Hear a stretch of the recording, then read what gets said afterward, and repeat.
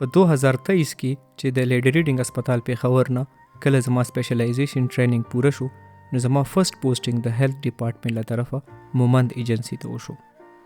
مومند ایجنسی چې د ایکس فاټا یو قبایلی علاقه ده خو له بده مرغه د وار اون ټیرریزم یعنی د دهشتګردۍ خلاف د جنگ په تسلسل کې چې عام خلکو ته د قبایلی علاقو کم منفي او خوفناک تاثر ورکړی شو، نن به زه تاسو سره د دې علاقې یو ښایسته تصویر شریکوم.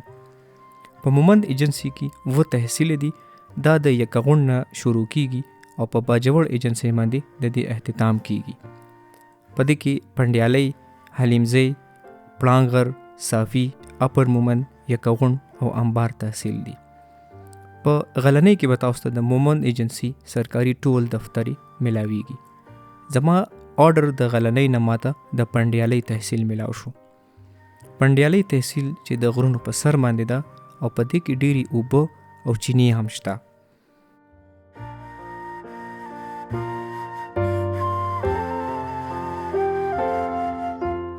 په پنډیالۍ کې زما د بچو او زما د خاندان ډېر یادونه پاتې شو او ډېر ښایسته عکسونه یې ما ځان سره محفوظ کړي دي. غواړم چې تاسو سره یې شریک کړم.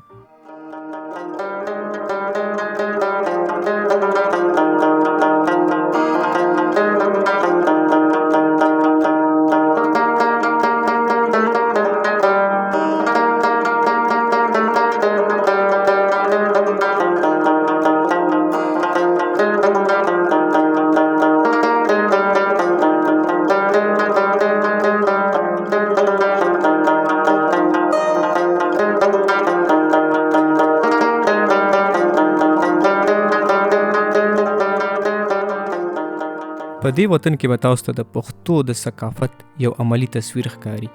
دلته هر سړی د یو ښایسته حجرې، د ټوپک، د غر او د غیرت مالک دی.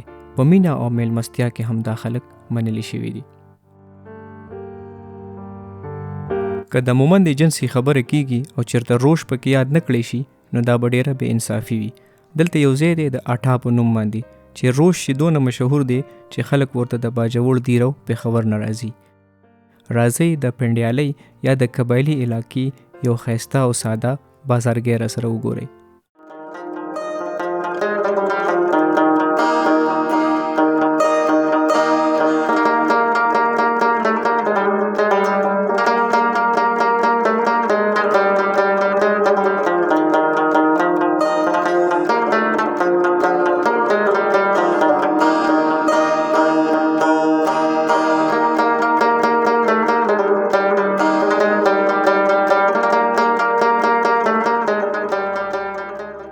په مازیګر کې د وطن مشران خامخا غپ شپ ته راغونډیږي او ځوانان یې د غرونو په لمنو کې لوبې کوي.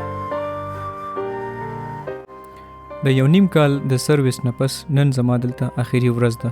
زما ټرانسفر مردان ته وشو او نن په خپله هم د خپل دفتر، د خپل سیټ اپ، د سرکاري کور آخري دیدن کوم او تاسو سره هم شریکوم. دا زما دفتر و. دلته زما ډېر یادونه دي. ګلولي لالا، دولت ماما، انور لالا، منصور، طارق، شاکر لالا، د دې ټولو سره ډېر ښه وخت تیر شوی دی او ما به یې هم خدمت کړی خو د هغې نه ډېر زیات دوی زما خیال او خدمت کړی دی.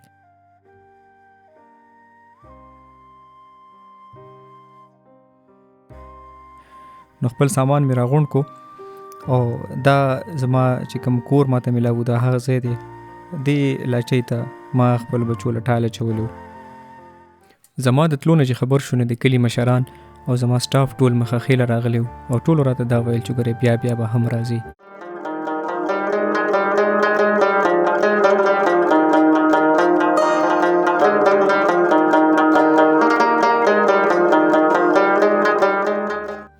تاسو ته پته وي چې د مومند غرونه د سنگ مرمر نه مالامال دي او په دې لار باندې نان سټاپ دا ټرکونه روزانه چلیږي. خو د بدقسمتۍ نه د دې نه چې څونه ریونیو جنریټ کیږي د هغې 10% به هم په دې خاوره باندې ځکه نه لګي چې د تیر 10 کالونو خو صرف د سړک دا حال دی.